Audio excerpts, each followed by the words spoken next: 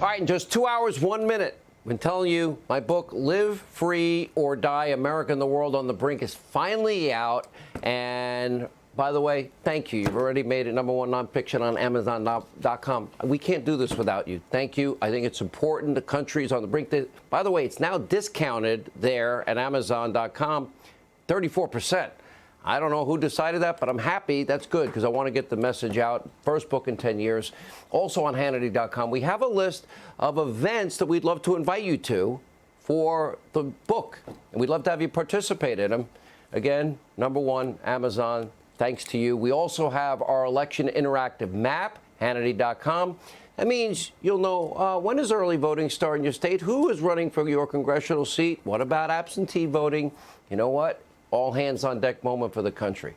Quick programming. You know, I'll be on Fox and Friends tomorrow, 8 a.m. Let not your heart be troubled, because I'm about to get beaten up by Laura Ingraham, so my heart has to be troubled. Are you ready? Are you ready? That's the best way to start an interview.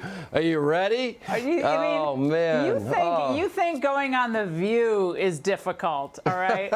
You know, but you're kind of pals with Behar and the crowd, right? No, I'm just kidding. Joyless. No, she hates. Can I tell you a quick funny story if you're interested? Yeah.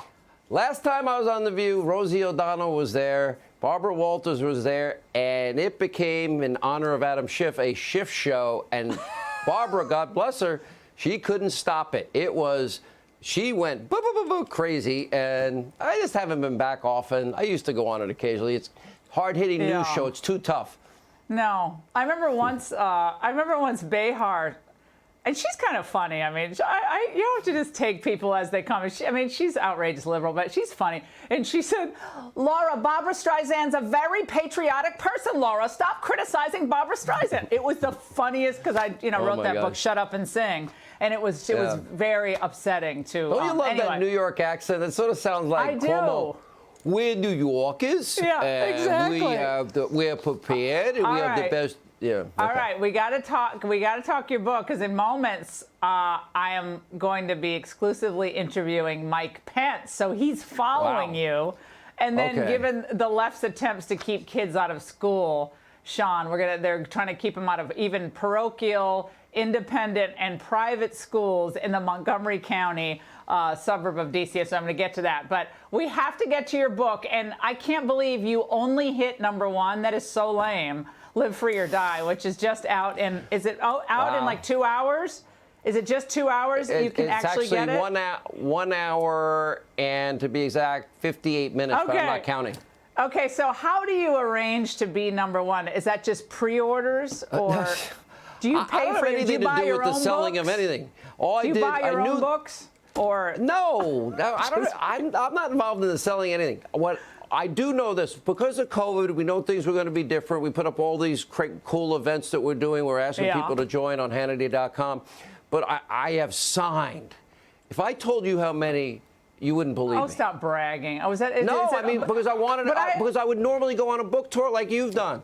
I have a question. When you do signing, because of all your mixed martial arts, do you like flex when you sign and go like that? Like, do you sign? Do you like flex seriously out when you do it? You're just like my 3 older sisters. You just like to torture me. I know like that. You got great pleasure in this. No, I'm serious. I'm so proud of you, because you haven't had a book in a while, and 10 years. That's why it's flying off the shelves, of course, and it's going to be #1 in every category, which I'm so happy for I hate writing books. It's too hard. It's very hard. Yeah. It takes a lot of time. All right, I want to get to some serious questions, because people actually want me to ask some serious questions. So, 3 months, we have the election, all right? And things seem to be shifting, I think, into Trump's direction. I mean, who knows what the polls are saying, but is it the riots that's moving middle America back toward Trump, the school issue, or all of the above? What is it? It's a great question, and I'll try and be very quick with my answers, which is hard for me. I think it's a combination of, the left has embraced anarchy. They're not supporting safety and security, law and order. Obama's speech, could it get any more divisive than last week? Joe Biden, and I think this is a sign of pure weakness, that he had to shore up his own base, because he wasn't confident Bolshevik Bernie's followers and their cult-like would vote for him. So he had literally, like he always does, plagiarizes a lot. He plagiarized Bolshevik Bernie's economic agenda. That is the hardest left. He's pledging trillions for AOC's Green New Deal. You know, his gun czar is the guy that wants to confiscate guns. I would argue, Laura, and when I started this project about a year ago, thinking that this was going to be the moment. I really did. I believe that, where it was going to be the biggest choice election, and so much was at stake. And I swore 10 years ago I wouldn't write another book, but I needed to get it down because in even 4 hours a day, I can't get it all out with the history I want to give. It's even worse than I thought it would be. Because when do we ever see a presidential candidate? Usually see candidates go to the base to get a nomination, move to the center in a general election. Two exceptions to that rule would be Ronald Reagan and Donald J. Trump. Donald J. Trump's predictable.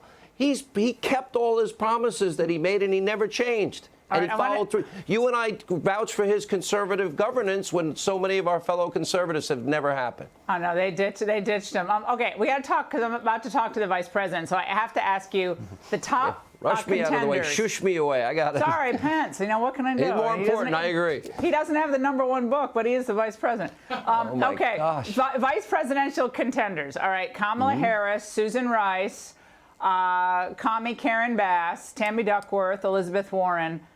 Okay, out of all of these possibilities, who's the worst? Since your book is about freedom, liberty, live free or die, who would be the worst for preserving our civil liberties that are under assault right now?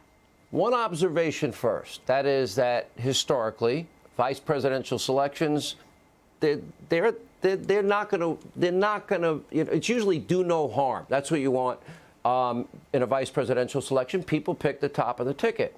The one thing I would argue everybody in this modern extreme Democratic Socialist Party has is their radical left.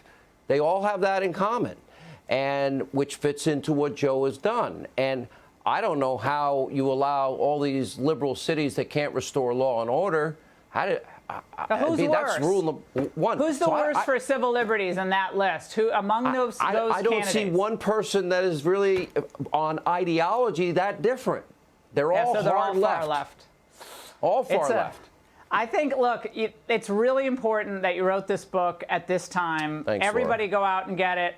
Live Free or Die is, I mean, that's why our country's special, because of our freedom. Even though you're like my 3 older sisters, you're a dear friend. I appreciate your support. I'll be on Fox and Friends tomorrow. But listen, the support of my friends and colleagues means more than anything. You bet. And we can't do this without, we talk about this a lot. This wonderful, loyal, supportive audience, they give us the screen, they give us our radio shows, and they're making it possible. But I have a 5-alarm fire in my head, in my heart, and my soul. If these policies are enacted, it will be a disaster for the country and the suffering. world. Real suffering. Yeah. Sean, congrats on the book. Thanks, Laura. Thank you for having me. Absolutely. Always there for you, Sean. Congratulations. Thank you. We really appreciate it.